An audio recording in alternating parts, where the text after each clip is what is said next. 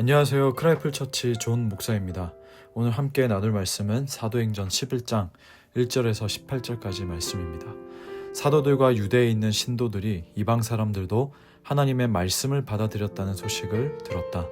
그래서 베드로가 예루살렘에 올라왔을 때에 할례를 받은 사람들이 당신은 할례를 받지 않은 사람들의 집에 들어가서 그들과 함께 음식을 먹은 사람이요 하고 그를 나무랐다. 이에 베드로가 그 사이에 일어난 일을 차례대로 그들에게 설명하였다. 내가 욥바성에서 기도를 하고 있었습니다. 그때 나는 황홀경 가운데서 환상을 보았는데 큰 보자기와 같은 그릇이 내 기퉁이가 끈에 매달려서 하늘에서 드리워져 내려서 내 앞에까지 왔습니다. 그 안을 자세히 들여다보니 땅 위에 네 발 짐승들과 들짐승들과 기어다니는 것들과 공중의 새들이 있었습니다. 그리고 베드로야 일어나서 잡아먹어라 하는 음성이 내게 들려왔습니다.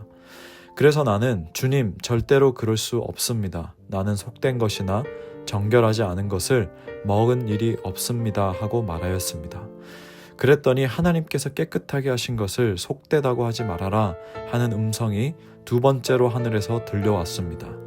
이런 일이 3번 일어났습니다. 그리고서 모든 것은 다시 하늘로 들려 올라갔습니다.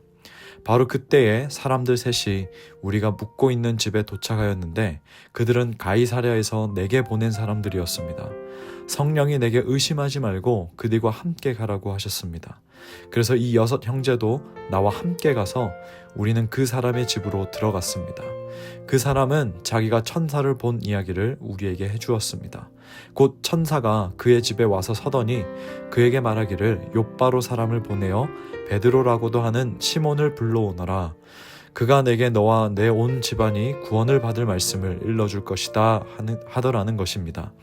내가 말을 하기 시작하니 성령이 처음에 우리에게 내리시던 것과 같이 그들에게도 내리셨습니다. 그때 나는 요한은 물로 세례를 주었지만 너희는 성령으로 세례를 받을 것이다 하신 주님의 말씀이 생각났습니다. 그러므로 하나님께서는 우리가 주 예수 그리스도를 믿을 때에 우리에게 주신 것과 같은 선물을 그들에게 주셨는데 내가 누구이기에 감히 하나님을 거역할 수 있겠습니까? 이 말을 듣고 그들은 잠잠하였다. 그들은 하나님께 영광을 돌리고 이제 하나님께서는 이방 사람들에게도 회개하여 생명에 이르는 길을 열어주셨다 하고 말하였다. 아멘. 가이사랴 이방인들의 이 회심했던 이 사건이 예루살렘에 있던 사도들과 성도들의 귀에도 전해졌습니다. 1절 말씀을 보면 하나님의 말씀이 받아들여졌다라고 되어 있는데 물론 하나님의 말씀이 전해졌기 때문에 받아들여진 것이겠죠. 그런데 이 유대 그리스도인들이 이 문제에 대해서 아주 민감하게 반응합니다. 베드로가 예루살렘에 도착했을 때 이 비난하는 무리들이 있었는데 누가는 이 사람들을 할례자들이라고 말합니다. 여기서 할례자들은 히브리 전통과 관습에 아주 열심을 가진 열성 유대인들을 말합니다.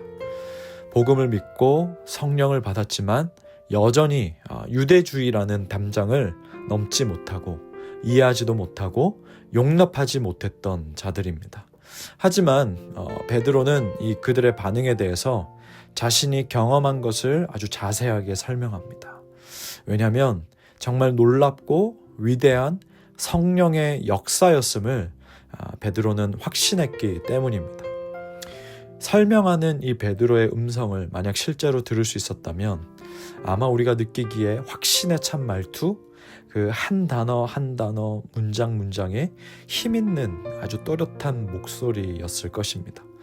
4절 말씀, 기도할 때의 황홀한 중에 환상을 보니 7절 또 들으니 소리 있어 내게 이르되 9절 또 하늘로부터 두 번째 소리가 있어 10절 이런 일이 3번 있은 후에 모든 것이 다시 하늘로 끌려 올라가더라 12절 성령이 내게 명하사 아무 의심 말고 함께 가라 하시매 13절 그가 우리에게 말하기를 천사가 내 집에서 서서 말하되 15절 내가 말을 시작할 때에 성령이 그들에게 임하시기를 처음 우리에게 하신 것과 같이 하는지라. 아멘. 정말 이 성령의 강권적인 그 일하심, 성령의 역사를 4절부터 15절까지 제가 부분적으로 다시 한번 읽어드렸습니다. 근데 이 성령의 일하심을 경험한 베드로의 반응이 16절에 나와 있는데 베드로의 고백을 보십시오. 16절 말씀, 내가 주님의 말씀이 생각났습니다 라고 말합니다. 우리는 비전이라는 말을 자주 합니다.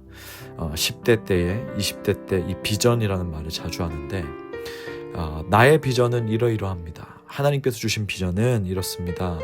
이것에 대해서 우리가 열정적으로 이야기하고 또 그것을 위해서 열심히 준비하고 달려갑니다. 너무나도 귀한 나눔이고 모습입니다.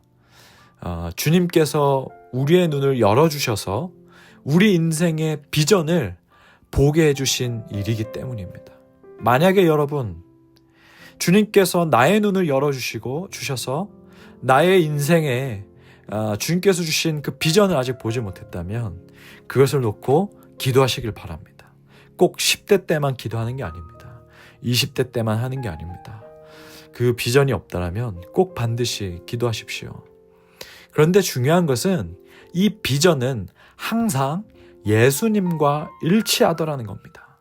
예수님의 사역, 예수님의 성품, 예수님의 삶, 예수님의 말씀 이런 것들과 일치하더라는 거예요. 쉽게 말해서 나의 비전이 정말 주님께서 보유게 해주신 비전이냐, 이것은 정말 예수님과 같은 방향으로 내가 가고 있는지, 우리가 하는 일, 물론 내가 하는 일도 그렇습니다. 공동체적으로 개인적으로 하는 일을 예수님께서 인정해 주시는지, 그리고 일을 진행하는 이 방식을 예수님께서 받아주시는지, 이것을 아는 것은 아주 중요합니다. 비전이라고 말하는데 그 안에 예수님이 없다면 나뿐만 아니라 주변에서 봤을 때 그 안에 예수님이 없다라고 느낀다면 나의 착각이 되지 않겠습니까? 비전이라고 했는데 그 과정에 예수님이 없다면, 즉 쉽게 말해서 예수님 의존적인 방법으로 진행되는 과정이 아니라 내가 주도적으로 해나가는 모습밖에 없다라면 주님께서 보여주신 비전이 맞는지 한번 멈춰서 점검할 필요가 있습니다. 더 구체적으로 말하면 이 비전이 이루어져 나갈 때 예수님께서 보여주신 비전이라고 해서 탄탄대로입니까? 굴곡이 있을 수 있고 어려움이 있을 수 있고 고난이 있을 수 있고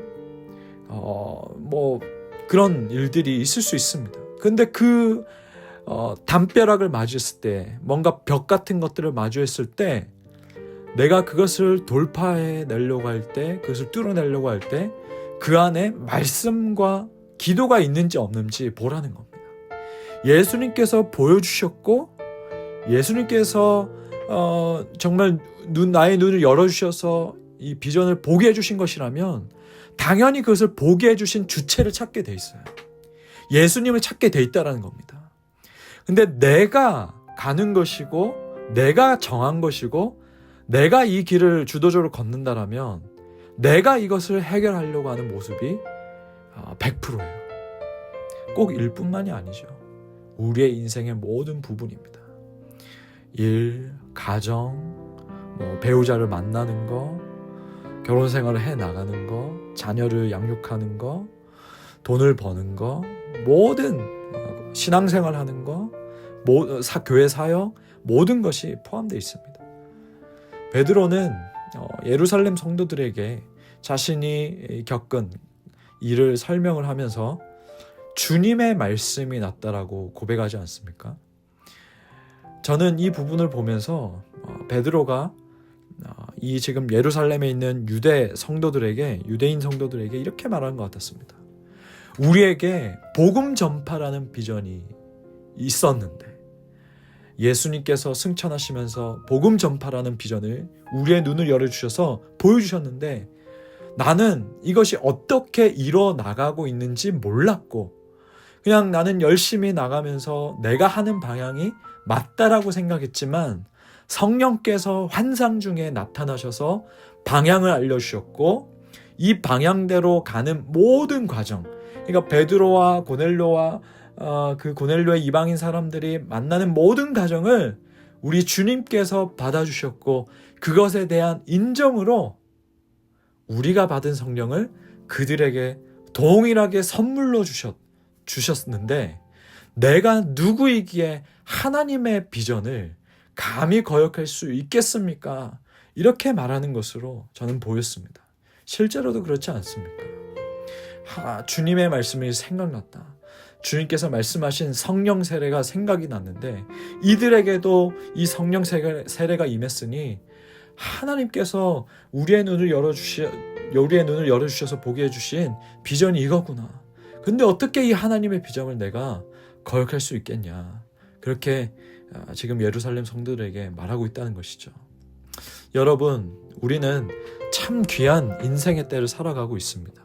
모든 순간이 귀합니다. 10대 때부터 청소년기 모두가 다 귀합니다. 그렇지만 힘이 있고 에너지가 넘치고 이 활동적인 청년의 때에 정말 주님께서 보여주신 이 비전을 붙들고 씨름하는 이 시기는 너무나 보석 같은 시간입니다.